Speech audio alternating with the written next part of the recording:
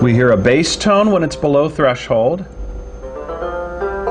musical notes when it's between, and a bell when it exceeds the top threshold. This design is done with 3 events.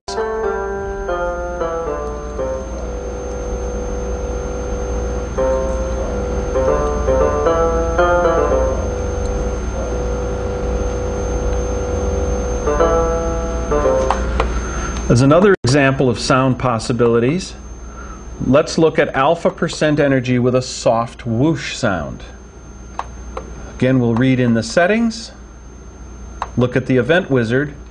In this case, we're using an instrument called SoundTrack.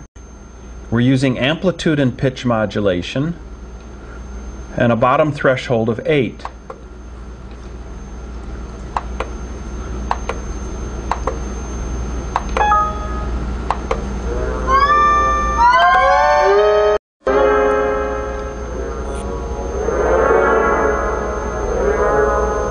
The sound feedback is a very dramatic indicator of the level changes.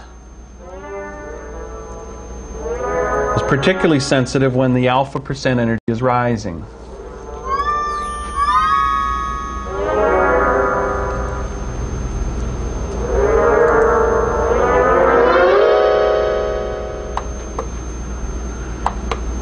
And as yet another example,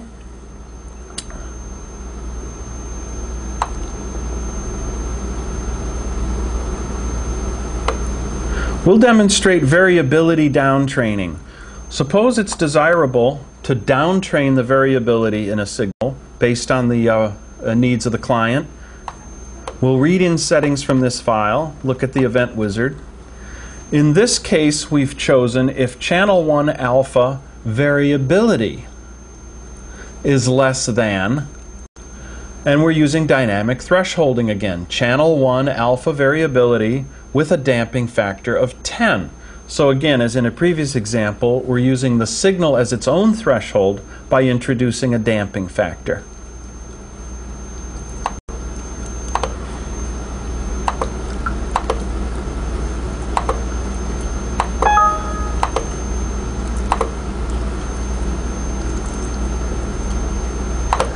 Turn off the, as you see, we can continue to turn various panels on and off. We can also expand the display using the plus key, minus key as before. And now, as we see on the graph on the right, the alpha signal itself is being used as its own threshold for variability. And whenever the alpha value goes below its time average, that's when we get feedback signals.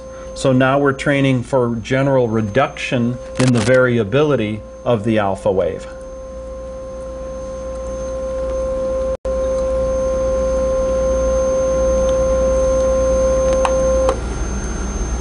Okay, cut. Cut. I think that's enough.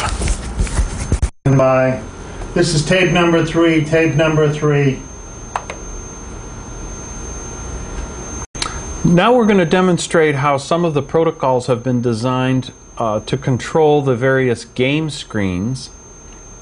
What we've done in the newest software is to provide files of the previously defined built-ins, and we've added a capability to run the flash games via the event wizard. And I'm going to describe how the flash games are controlled. For the first example, we'll look at the alert protocol, and in addition to the existing alert control protocol, we have one called alert beta training with flash games via event wizard. So let's read in the settings from this file and hit OK. And looking at the event wizard, the flash games are designed to use events 1 through 5 in a specific fashion. And I'll explain what that is. Event 1 is defined to look at an equation, and what that equation defines is theta divided by the theta threshold.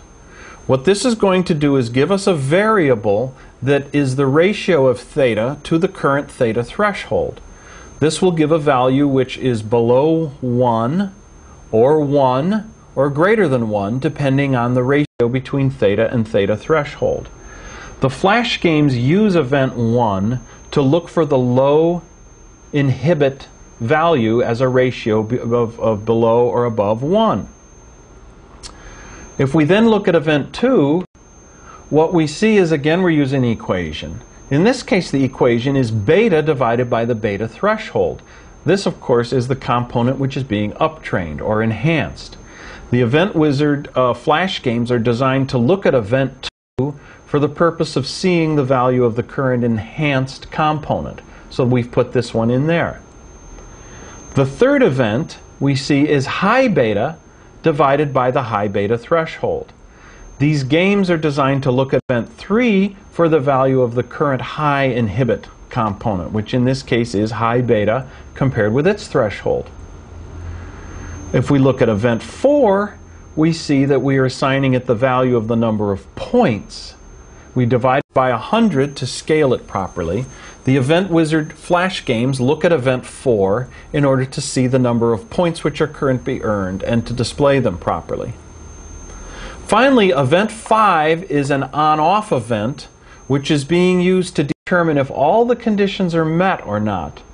And this has been preset in the built-in using a function called z/1, which means 0 or 1. And it's making sure that the beta ratio to its threshold, and that the theta is below its threshold, and that high beta is below its threshold, using an equation which is designed to be 0 or 1 depending on whether all the conditions are met or not. Now, a design like this is all we need to control the flash games, and for any flash game we simply set up events 1 through 5 in a similar fashion. This is the example again for the protocol alert. Now we close. Going back to the training screen, we see that we have not changed the basic training settings. We've remained having a go on beta the way alert has been for all along. We continue to have a stop on theta, a stop on high beta. We're continuing to use auto thresholding as we have before. None of the standard training settings have been changed. All we've done is added the use of the Event Wizard in order to control the games. Everything else is the same.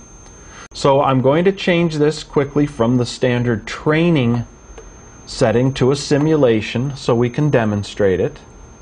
We hit OK, use these settings. I'm going to run the session